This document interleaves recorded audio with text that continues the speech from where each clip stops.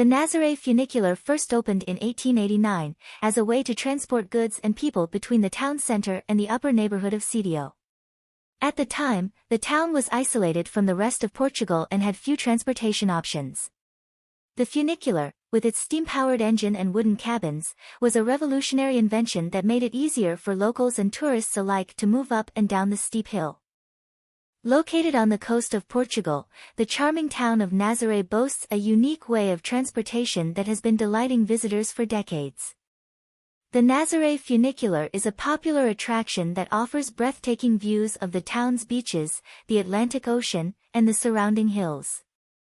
Whether you're a history buff, a nature lover, or simply seeking an exciting experience, the funicular is a must-see during your trip to Nazaré. Ticket prices vary depending on the season and the type of pass you choose.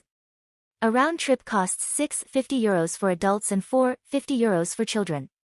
There are also discounts for groups, students, seniors, and disabled visitors. Tickets can be purchased at the station or online.